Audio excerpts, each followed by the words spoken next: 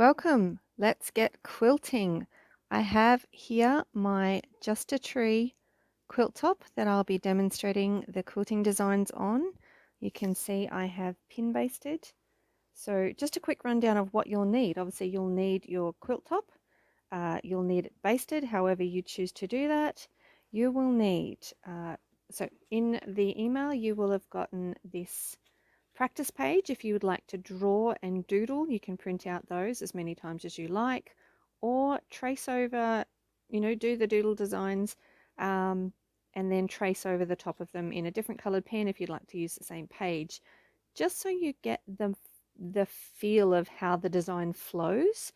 That will help once you get to the machine. So there's our quilting page. Print that one out as well. So you will need those. Now quick point to note, I have pin basted my quilt top, but you can see that I've got plenty more backing and my wadding is also wider than my quilt top. The reason for this is that it gives me something to hold at the edges when I'm quilting closer to here. Okay, it's not because I want to make it bigger. Obviously that's going to be cut off later if you're using up scraps. If you're, use scraps, that's a great way to add to your scrap bucket, but I have got that so that I can hold on to something when I'm quilting closer to this edge here. The other point to note about my backing, I'll just flip that over a little bit so you can see, my backing is quite busy. Now the busyness of a backing print means that it will hide your starts and stops across your quilt, so they can be a blessing for you. So choose something that is a bit busier. If you like to see the quilting on the back of a quilt, go for plain. You just need to be extra careful with your quilting, your starting and your stopping. All right, I have chosen two thread colors. One that matches my backing, and I have a bobbin to match. Now that means that if there is any slight tension foibles throughout your quilting, it's going to be less noticeable. The other one I have chosen is this. It's a pinky red and it matches this quite nicely. So I am planning on using the red when I get to here and this taupe color when I'm doing this row. You can see on my quilt I've sort of got the taupe and then a red background row, then a taupe or light background row, then red, etc. all the way down my quilt. Yes, so match your top and bobbin thread. You'll be thankful for that later. The other things you need, I have put a new needle in my machine. I only have universal sewing machine needles for my domestic machine. I don't do a lot of free motion quilting normally. I usually use the long arm. So that's what I'm using. You can use that. You can also buy a specific quilting needle. Now they're slightly different. They have a bit of a ball point and it will help with when you're quilting, because remember when you're stitching you're just going through 2 or 4 layers of fabric. When you're quilting you're going through possibly 4 or more layers of fabric when you come to a join, plus your layer of wadding, plus your layer of backing. So you're asking that needle to do quite a lot. So they're just built slightly differently. This is what I'm using. I have put a new one in, so I would recommend that as well. The other thing we need is the hopping foot or darning foot. Some machines come with them. You'll notice that mine has what's called an open toe. I'm just trying to stand it up without my fingers in the way. You can see that it's got this open toe at the front. You can see those little red lines, and it's a bit of an oval shape, and it has a spring on it as well. If your machine came with one, it might be called a hopping foot or a darning foot. That's what we can use for free motion quilting.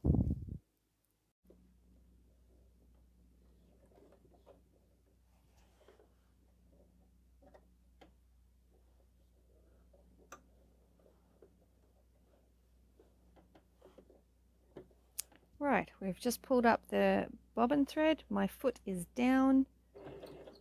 A couple of locking stitches. And this is the design that is a little bit like the tinsel going around the tree.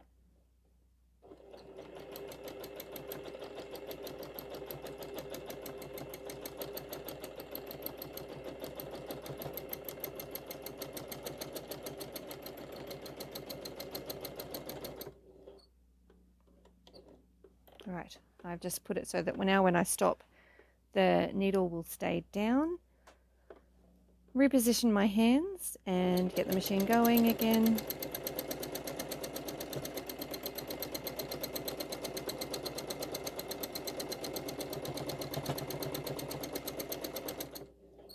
I'm going to stop there. Now I want to come back to the bottom of the tree. I'm going to travel along the bottom of the tree to here.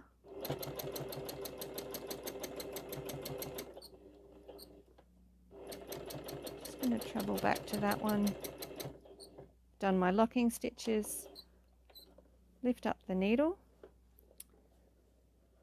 I will hold my thread.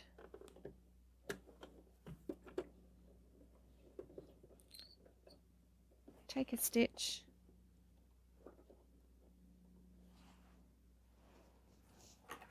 Find my scissors and snip the threads. So that is the first design. I'll show you these again in more detail when we're done. All right, moving to the second. All right, this design I'm going to start down the bottom, finding my thread. This is the one with the leaves. I'm actually going to start at the base of the trunk. Take a stitch. So this does require you to go backwards, this one. All right, there's a few locking stitches. And so if you've done your marking, which I have,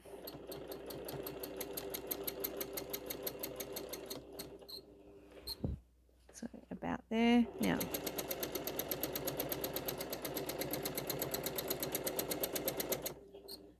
that was perhaps not the smoothest of leaves, but I just tilt the camera a little bit so hopefully you can see a little bit better.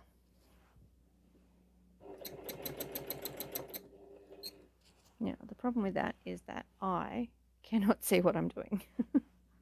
So, let's...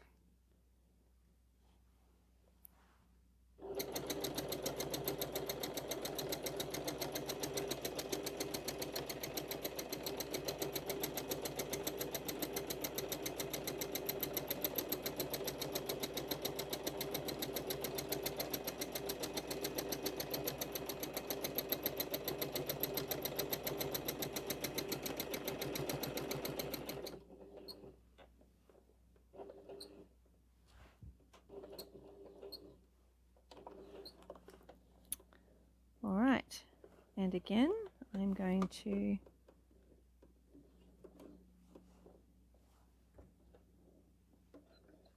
take it so that, oops, where's my, there it is, my bobbin thread. So I'm going to cut the starting threads and the finishing threads all at the same time there. And that one is the leaf design. All right, this one here is all those lovely loops. So just roll that one over at the side. Okay, so starting near the top.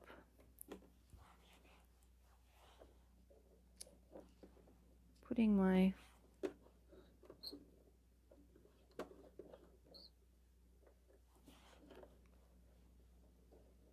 there's my bobbin thread.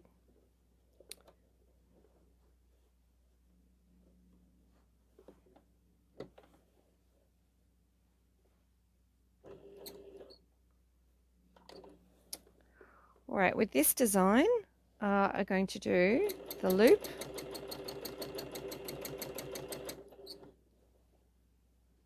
And then I'm going to travel down the side of the tree to the next row.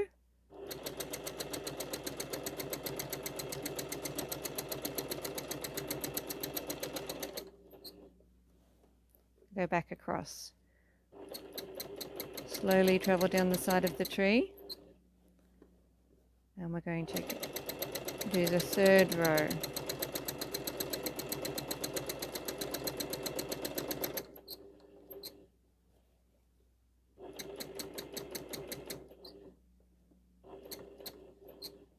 Now, I've got my markings here just so that I know where my rows are.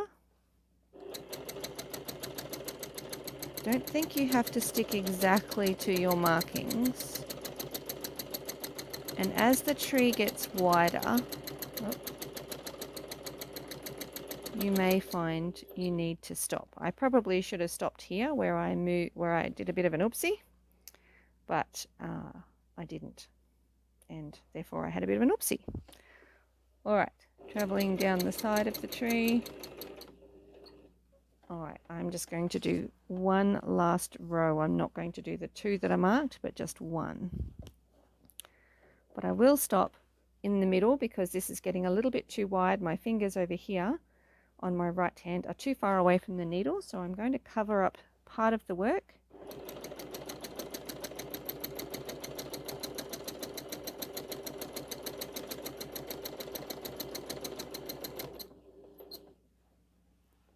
Reposition my hands.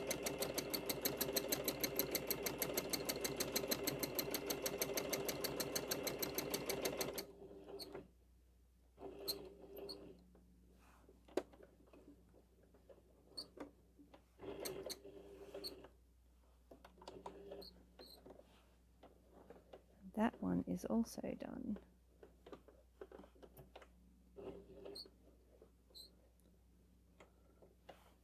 Pick up the bobbin thread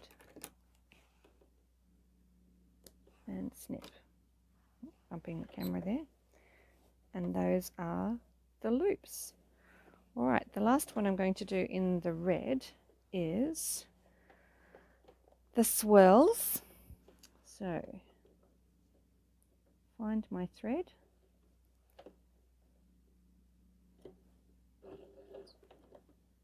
Oh, my bobbin thread is not quite long enough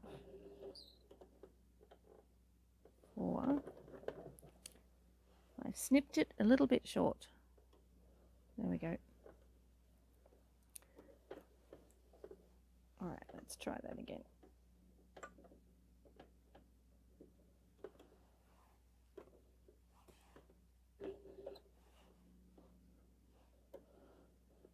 Pull that up. Hopping foot down. Do some locking stitches. Sort of need you to be about there. All right. This is where knowing the design, knowing the plan of the design ahead of time and having done a couple of maybe practice doodles will help you. So we are going to go and do a swirl here. Now if you don't backtrack exactly on top of yourself, it doesn't matter. You make the design yours. Now I haven't gone all the way back to the base.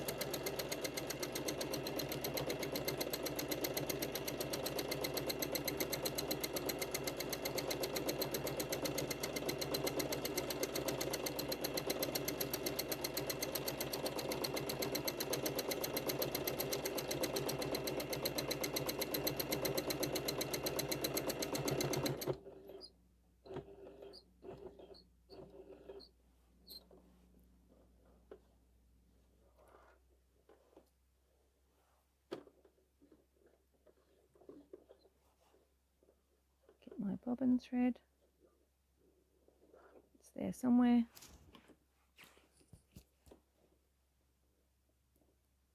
Snip all of those threads. I am not a fan of thread burying. Some people are. All right, and this is, so let's just swing our camera a little bit further away. So that is the design that we've just done with the swirls.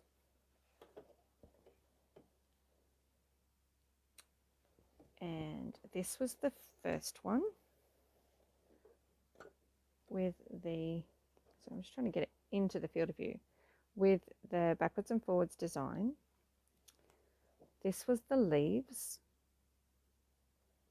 and this is the loops. Let me hold that up just a little bit straighter for you. There we go. Now this has still got the threads at the start. You will need to go back and trim all your threads from all your starting points, and then I will spray this to get rid of the blue marking. All right, I'm going to change thread and we'll get on with the next two designs. All right, this is, I've changed to the taupe coloured thread, and this is going to be a well, it looks simple, but it's actually not the most simple. So backwards and forwards lines, or sometimes called matchstick quilting. We're not quite doing matchstick quilting. With this one, we're going backwards and forwards with our lines. So we are quilting backwards, so you do need to be aware of the shape of your tree. If you can see your markings, that's helpful. What I will suggest is that you just make sure you don't hurry around the curves, because that's when you can get some tension issues in the back. Now I'm just going to reposition you slightly so that I can see what I'm doing. All right, now I need my fingers reasonably close because I want to have tight control. Done my locking stitches, and we're going to go backwards first, up to the side of the tree.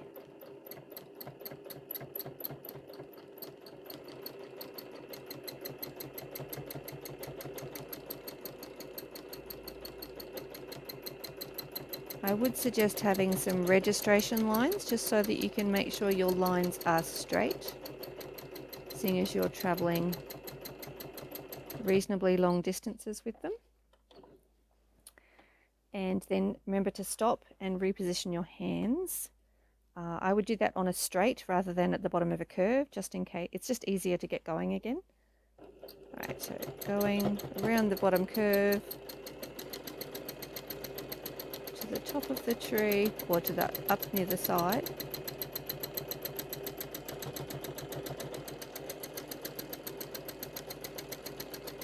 Now I'm not rushing, I'm just moving at a reasonably steady pace, and this is the key. So you don't take your cue from the machine. The machine is running quite fast, but we're not going, our hands are not moving the same speed as the machine, and sometimes that's a bit of a trap that we can fall into, in that we sort of think, oh, the machine's going fast, I need to move my hands fast. This is incorrect. And there you have the backwards and forwards lines. So it gives you a nice, so the trick or the key will be to, and I've managed to tangle everything in my, oh, there we go, my safety pin. The trick will be to not, or to keep your spacing reasonably consistent. I just want to trim this so that I can actually show you a little bit more clearly. There we go. When I pull it out, I will show you a little bit more clearly as well. And our last design can also start in the stem of, or the trunk of the tree.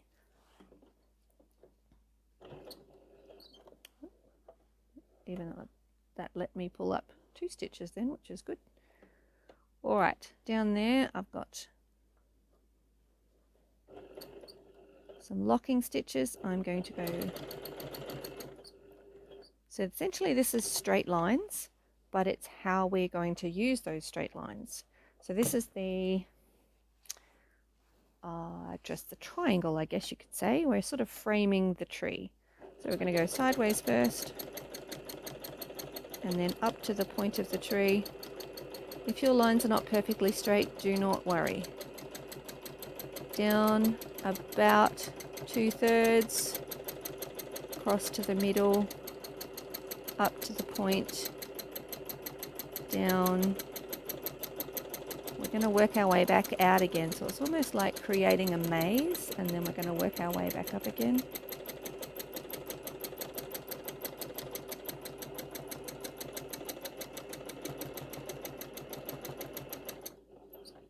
Right. That was more than a couple of locking stitches. You can see my stitches got quite a bit smaller there because I probably should have stopped to reposition my hands. Trim those threads and the threads from the start, and I'll pull this out from the machine. Swing you back a bit so that we can see. All right, so this one here is our straight lines backwards and forwards, and this one here, if you can see that. Can't see it on the back. This is the blessing of a busy back. So this one, let's come as close as we can with a bit of a shadow, and you can see we started here, up to the top of the tree, this way, in, and we created a little bit of a triangle and then worked our way back out again, back down here and down the base of the tree. So this is what happens. This side here is not bad. This side here, I was not moving the fabric fast enough for the speed of the machine. You can also see here, I've got a few longer stitches, but I am not going to get worried about those. My lines are not perfectly straight, but it doesn't matter. In the grand scheme of things, it's quilted, and it will not be that noticeable in the end result. So those are the 6 designs. I will go over them again with you. I'll just move to a bit more of a clear spot so I can lay them out flat for you. So this is the design that we started with. We started at the top of the tree, and let me get my scissors so I can use the point of them. So we started at the top of the tree and went in this little S shape, and then basically swung backwards and forwards across the tree, stopping when you need to reposition your hands so that you can swing again. I went to here, traveled along the base of the tree to then complete the design here. Somewhere I've got some, the thread from the start. This was our leaf design. I started in the base of the tree, or in the trunk of the tree, and I went up. I did the top leaf. I traveled back down. This is almost like a figure of 8. So I went to here and back again, to this side and back again, traveled down to the next one and did the same. These are bigger, and then traveled back down to the base of the tree. With the loops, I started here where the point of my scissors are, did the first loop, traveled down the side of the tree. I went backwards this way, traveled down the side of the tree, did the next 3, traveled down. This was at the point where I should have stopped to reposition my hand. So there's a long stitch and a bit of a wonky loop. Traveled down and then did the next row. Probably could have done that last row a little bit bigger, and then I stopped here. That would have made that design just a little bit more even. And then we moved up to the swirls. So we started here and I went this way, and then I went this way. Again, you can see I haven't backtracked completely over the top, and that's okay. Don't go all the way into the point here. Stop part way and do the next one. Stop part way, do the next loop, stop part way. Then this one was the top one. So I've added, there's a little bit of a wiggle here. up to the top, and then I traveled all the way back down to the starting point and did some locking stitches there as well. Then I changed thread to the taupe, and so you can see I've still got my starting threads here. I started here, and basically it's a very simple but very effective. And just go backwards and forwards, taking care not to rush around the curves all the way up, stopping and repositioning your hands when you need to. All right, with this one, you can see I've gone slightly crooked. Registration lines are very handy. So if you've got your blue marking pen or any other marking pen, just so that you know that your lines are up and straight up and down. Or, like me, don't worry about it. And this one started in the trunk. We went up, across, up to the top of the tree, about 2/3 of the way down, across, up again, and then we work our way back out of the maze to here, and then I went on an angle back down to here and down the stem. Do your locking stitches and snip your threads. Those are your 6 quilting designs. I hope you have fun doing them. Keep in mind, you don't need to do all of them. If you've got a particular fabric that suits one of these designs, and then repeat that across your all your trees, the effect of the same design can be quite stunning. So don't think you have to do all 6. If one of these appeals to you, one of them suits your fabric, then do that one on all of them. Or pick your 3 favorite, or alternate them. It doesn't matter as long as you are happy with your project. Have fun. Happy quilting.